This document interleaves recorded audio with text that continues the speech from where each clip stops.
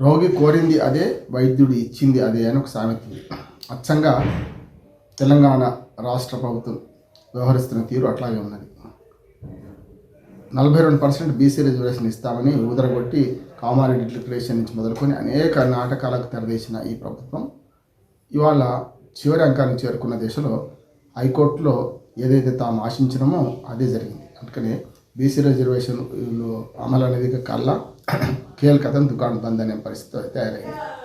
నేను మొదటి నుంచి జ్యోతిష్కుని కాదు, కానీ నేను చెప్తున్నాను, ఎన్నికలు వాయిదా పడితే ఈ సెప్టెంబర్ 30 లోపు జరగవని చెప్పి గత 3 నెలల నుంచి మొత్తుకుంటూనే ఉన్నాను. దీనికి కారణాలు కూడా మనం మామూలుగా కామన్ సెన్స్తో ఆలోచిస్తే ప్రభుత్వం ఎటుపోతుందో చూస్తే దాన్ని బట్టి అర్థమవుతుంది. ప్రభుత్వం తీరును ఆనాడు నుంచి ఈనాడు దాకా చెప్తున్నాను. ఒక ఉదాహరణ చెప్తాను మీకు. హైదరాబాద్ నుంచి బయలుదేరి ఉత్తరం వైపు వెళ్తే చక్కగా వెళితే మనకు హైదరాబాద్ మన 44 హైవే నెంబర్ వస్తుంది. నెంబర్ 44లో శ్రీనగర్ దాకా వెళ్ళొచ్చు. ఉత్తరానికి వైపు పోతే కొంచెం పక్క జరిగితే రాజీవ్ రోడ్ మీద వెళితే మొత్తం గోదావరికి రామగుండం దాకా వెళ్ళొచ్చు. ఇంకా దాటి మంచిర్యాల ఆసిఫాబాద్ కూడా వెళ్ళొచ్చు. అట్లానే వరంగల్ వైపు వెళితే మొత్తం వరంగల్ రాష్ట్రాలు దాటి మహారాష్ట్ర కూడా వెళ్ళొచ్చు. నేను ఏమంటున్నానంటే ఉత్తరం వైపు పోతే కర్నూలు పోతున్నామని చెప్పి నేను చెప్పిన 3 రూట్ల వైపు పోయినా, పూర్తిగా విజయవాడ వైపు పోయినా కూడా ఇవన్నీ కూడా కర్నూలుకు చేరే మార్గాలు కావు. చుట్టూ తిరిగి వస్తామంటే ఎవడేం చెప్పలేను, భూమి తిరిగి గుండ్రంగా ఉందని. కానీ ఇవాళ కర్నూలుకు వెళ్తున్నామని చెప్పి హైదరాబాద్ దక్షిణం పోకుండా ఉత్తరం కానీ తూర్పు కానీ పడమర కానీ పోతే ఎట్లా చెల్లదో ఇవాళ అదే జరుగుతుంది అంటున్నాను. మేము ఎన్నికలు జరుపుతాను ఊదరగొట్టి 42% ఇస్తాం, ప్రజాప్రభుత్వం మాదే అని ఊదరగొట్టినాం. ఈ ప్రభుత్వం చెయ్యదు అన్నాను. దానికి సాంకేతిక కారణం చెప్పాను. నేను బీసీ రిజర్వేషన్ వ్యతిరేకం కాదు, కానీ కోర్టు తీర్పు చెల్లదు, కోర్టులు అడ్డుకుంటాయి. జీవోలు కానీ రకరకాలు చెల్లవని, జీవోలు ఇచ్చే పరిస్థితులు జీవోలు చెల్తే అనుకుంటే ఇదంతా తతకం ఎందుకు? బీసీ కులగణన ఎందుకు చేసినట్టు? జనగణన పేరు మీద బీసీ కులగణన చేసి హిందూ బీసీలు ముస్లిం బీసీలు అని విడదీ చెప్పడం ఎందుకు? తిరువాత డెడికేటెడ్ కమిషన్ వేయమని చెప్తే డెడికేటెడ్ కమిషన్ వేసింది ఎందుకు? ఆ తర్వాత 2 బిల్లులు అసెంబ్లీ సాక్షిగా పాస్ చేస్తే అందరూ శాకాహారులే రొయ్యలగంప మాయమైనట్టు అందరూ అసెంబ్లీ సాక్షిగా బీసీలకు 42% రిజర్వేషన్ కావాలనే తీర్మానం బిల్లు పాస్ చేస్తారు, చట్టంగా మార్చడానికి పైకి పంపుతారు, రాష్ట్రపతి పెండింగ్ ఉంటుంది. అట్లాగే ఆర్డినెన్స్ జారీ చేయమని గవర్నర్ గారిని కోరుతారు. గవర్నర్ గారు ఆర్డినెన్స్ జారీ చేయకపోతే 2018 పంచాయతీరాజ్ చట్టాలు ఏదో కేసీఆర్ గారు పెద్ద మోసం చేసేసి అయిపోయింది, ఇప్పుడు దాన్ని ఉద్ధరిస్తున్నాం, చట్టంలో పేర్కొనడం వల్ల వచ్చింది కదా, ఆ చట్టంలో మారుస్తామని మళ్ళీ సవరణ బిల్లులు ప్రవేశపెట్టి అది పాస్ చేస్తారు. ఇవన్నీ కూడా చూస్తూ ఊరుకుంటున్నారు. యాక్చువల్గా ఏంటంటే ప్రతిపక్షాలు కూడా భయం పట్టుకుంది. బీసీల ఓట్లు ఎక్కడ పోతాయని చెప్పి రాష్ట్ర ప్రభుత్వం చెప్పినడల్లా అది సాధ్యం కాదని చెప్పకుండా అసెంబ్లీ సాక్షిగా అందరూ ఆమోదిస్తున్నారు. నోరు మాట్లాడుతుంది, అసలు వెక్కిరిస్తుంది. సాధ్యం కాదని తెలుసు, ఎట్లా ఆడతారో చూద్దాం అనుకుంటున్నారు. జానడింట్లో మూరెడు కట్టి ఎట్లా కొడతామరా కొట్టరమ్మగడ అని ఒక సామెత పాతుంది. పాత సామెత వాడుతున్నాను. ఆడవాళ్ళ పట్ల నాకు వ్యతిరేకత లేదు. నేను ఏమంటున్నాను అంటే ఇట్లా ఉంది, మీరు హామీ మీది అమలు మాధ్యమిక అవుతుంది, మీరు చెప్పినట్టు వింటాం, బీసీల ఓట్లు మాకు పోవద్దు. అన్ని పార్టీలో బీసీలు ఉన్నారు కదా, వాళ్ళు వ్యతిరేకించకుండా ఉండాలంటే బీసీల ఓట్లు పోకుండా పల్లెకి మోసే బోయిల్లాగా వాళ్ళు ఉండాల్సిందే. వాళ్ళ భుజాల మీద తుపాకులు పెట్టుకుని మనం గెలుచుకుందామని అన్ని పార్టీలు తయారైనాయి. అందులో భాగంగానే ఇవాళ చివరాంకానికి వస్తుంది. ఇక రేపో మాపో ఎలక్షన్ నోటిఫికేషన్ వస్తుందండి. అదిగో పుల్లెట్ ఇదిగో తోక. మన పత్రికలు అట్లాగే ఉన్నాయి, మన మీడియా అట్లాగే ఉన్నది.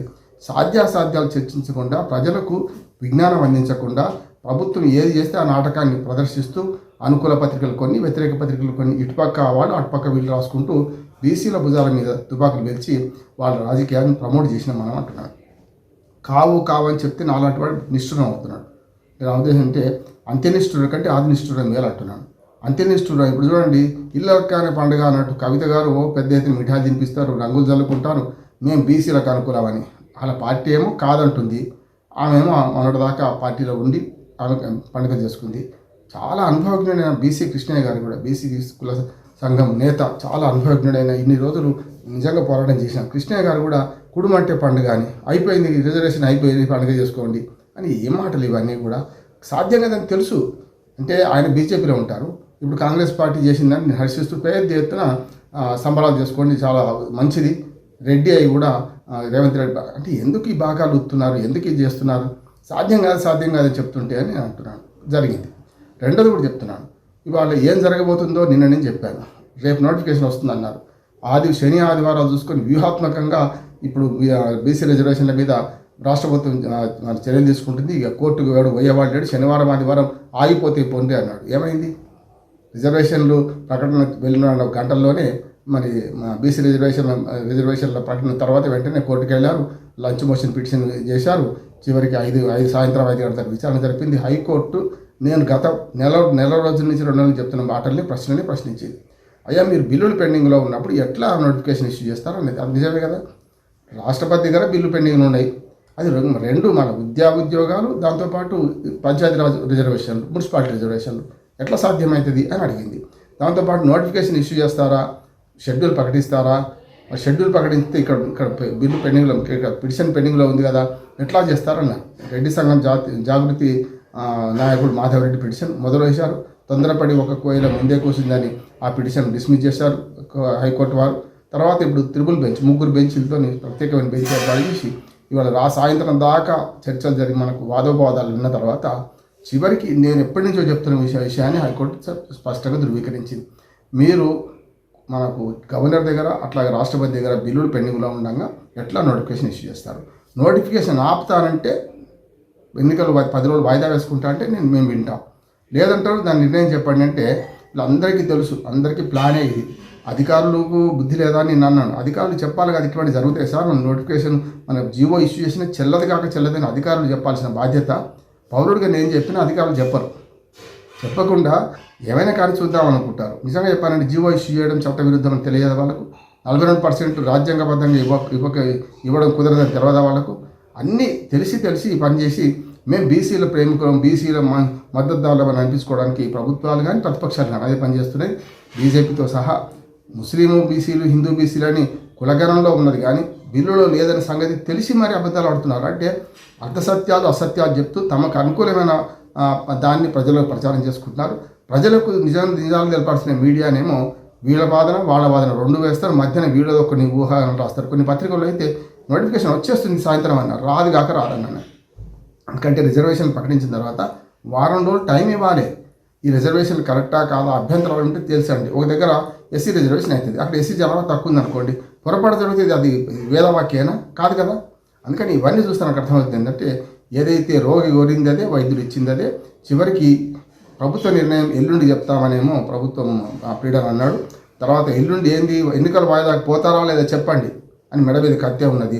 ఈలోపు ఈసీ మధ్యకు వచ్చి మేము రేపు రెడీ అన్నాడు. ఎందుకంటే 30 సెప్టెంబర్ లోప జరగదని తెలిసి మేము రెడీ అంటుంది ఈసీ. ఇప్పటిదాకా ఏం చేసింది? అసలు టైం ఇచ్చింది ఎవరికి? 3 నెలల టైము, నెల రోజులు మాత్రమే రాష్ట్ర ప్రభుత్వానికి టైం ఇచ్చింది. మీరు నెల రోజుల లోపల డిలిమిటేషన్ చేయండి, రిజర్వేషన్ ఖరారు చేసి ఎన్నికల కమిషన్కి అప్పచెప్తే మీరు ఎన్ని రోజుల్లో చేస్తారని ఎన్నికల కమిషన్ అడిగింది హైకోర్టు గతంలో. అడిగితే ఎన్నికల కమిషన్ అనేది చదువుతున్నామని 2 నెలల టైం కావాలనేది. ఎందుకంటే వీళ్ళు నెల అడిగితే వాళ్ళు 2 నెలలు అడిగింది. ఇస్తారా ఇయ్యారని భయంతో నెల సరిపోద్ది వాళ్ళకు ఎలక్షన్ కమిషన్కి. ఆ 1 నెల రాష్ట్ర ప్రభుత్వానికి, 2 నెలలు ఎలక్షన్ కమిషన్కి ఇస్తే ఈ 2 నెలలు ఎలక్షన్ కమిషన్ ఏం చేసింది? కనీసం ఉత్తరం రాసిందా? మీరు అన్నారు హైకోర్టుకి అడుగు దాటుతుంది, మేము చేయాల్సింది ఎలక్షన్లు, హైకోర్టుకు మాట ఇచ్చినాం, మా సంగతి ఏందని అడగొద్దా ఎలక్షన్ కమిషన్? అంటే స్వతంత్రంగా పనిచేస్తుంది ఎలక్షన్ కమిషన్. అంటే నిన్న రిజర్వేషన్ ప్రకటించి రాత్రికి ఎలక్షన్ కమిషన్ పంపితే ఇవాళ తగుదనమ్మని హైకోర్టుకు వచ్చి మేము చేస్తాను సిద్ధంగా ఉన్నాం, రేపు ఎన్నికల నోటిఫికేషన్ ఇష్యూ చేస్తా అంటారా? తప్పు కదా. ఎన్నికల షెడ్యూల్ ప్రకటిస్తా అంటారా? తప్పు కదా. అంటే ఎవరి చేతిలో ఎవరున్నారు? వాళ్ళు కాంగ్రెస్ పార్టీ ఆరోపిస్తున్నట్టు నేషనల్ ఎలక్షన్ కమిషన్ అట్లాగే ఉన్నది. నేషనల్ ఎలక్షన్ కమిషన్ కూడా ఇప్పుడు చూడండి, బీహార్లో 75 లక్షల రూపాయలు, 7,500 కోట్ల రూపాయలు 75 లక్షల మంది మహిళలకు వేస్తుంటే కళ్ళప్ప కింద చూస్తుంది కదా. ఇక 2 నెలలు కూడా లేదు. ఏది నవంబర్ 22కి అసెంబ్లీ కార్యక్రమం అయిపోతుంది. అంటే నేషనల్ ఎలక్షన్ కమిషన్ ఏమో కేంద్ర ప్రభుత్వానికి వత్తాసు పలుకుతుంది, స్టేట్ ఎలక్షన్ కమిషన్లు ఏమో ఇప్పుడు ఈ రకంగా. అంటే మేము రెడీ అంటున్నారు హైకోర్టుకు వచ్చి. నేనన్నా నిన్నటిదాకా ఏం చేసిండ్రు? రాష్ట్ర ప్రభుత్వాన్ని మీరు ఎప్పటి నుంచి అడగాలి? రాష్ట్ర ప్రభుత్వం గడువు పూర్తి కాగానే జూన్ 25 నాడు తీర్పు వచ్చింది. జూలై 25 తర్వాత కనీసం ఆగస్టు 1 నుంచి మీరు అడుగుతుండాలి, ఏం సంగతి మేము మెడ మీద కత్తున్నది, మేము ఎలక్షన్ జరపాల్సి ఉన్నది, రాష్ట్ర ప్రభుత్వం మీరు నిర్ణయం తీసుకోకపోతే మీరు తీసుకోండి అని కోరొద్దా? ఎలక్షన్ కమిషన్కు స్వతంత్రం లేదు, స్వతంత్ర కమిషన్ కాదా? ప్రభుత్వానికి ఉత్తరాలు రాయొద్దా? ప్రభుత్వానికి ఉత్తరపత్రికలు జరపొద్దా? నిన్నటికి నిన్న కేవలం 1 పూటలోనే అన్ని హడావుడిగా చేసి ఇవాళ పొద్దున్నే మన అధికారులతో సమావేశం పెట్టి మేము రెడీ అంటారా? తెలుసు మీ అందరికీ హైకోర్టు అడ్డుకుంటుంది. ఇది రెడీ అయినా సరే మేము కేవలం సాంకేతికంగా 30వ తారీఖు లోపల మేము రెడీ అనకపోతే హైకోర్టు రేపు పొద్దున మందలిస్తుంది, రాష్ట్ర ప్రభుత్వాన్ని ఎలక్షన్ కమిషన్ మొట్టికాయలు వేస్తుంది వాటి మీద అని చెప్పి మీరు భయానికి నాటకం ఆడిన అంటున్నాడు. ఎలక్షన్ కమిషన్ నాటకం ఆడింది, ఇవాళ రాష్ట్ర ప్రభుత్వం నాటకం ఆడింది. ఈ సంగతి తెలియదా మీకు? 50% సీలింగ్ ఉన్న సంగతి తెలుసు, సుప్రీంకోర్టు తీర్పు వ్యతిరేకంగా ఉన్న సంగతి తెలుసు, జీవో జారీ చేస్తే పనికిరాదని తెలుసు. అయినా సరే చేసినటువంటి అర్థం చేసుకోవాలి. ఏంది? రోగి ఓరింది అదే, వైద్యుడు ఇచ్చింది అదే, జరుగుతుంది అదే కదా. అందుకనే రాష్ట్ర ప్రభుత్వం నాటకాలు, అట్లాగే పార్టీల నాటకాలు బీసీలందరూ గమనించాలి. వాళ్ళు కోరుతుంది మీకు రిజర్వేషన్ రావద్దని. ఓ రకంగా చెప్పాలంటే మేము హామీ ఇచ్చాం, ఎట్లా తప్పుకుందామని చూసే క్రమంలో రాష్ట్ర ప్రభుత్వం ముందు నుయ్యి వెనక గొయ్యి చూస్తున్నది. ఎట్లా సాధ్యం కాదు. ఆఖరికి ఏమంటున్నారంటే పార్టీ పరంగా రిజర్వేషన్లు ఇస్తామన్నారు, అది కూడా చెల్లదు, పనికిరాదని తెలిసిన తర్వాతనే జీవో దగ్గరికి వచ్చాను. జీవోనే అమలు అయ్యేటట్టుంటే ఇప్పటిదాకా ఎందుకు ఆగినట్టు లెక్క కాదు కదా. అందుకని ఇవన్నీ కూడా నాటకాలు ఆడుతున్నారు.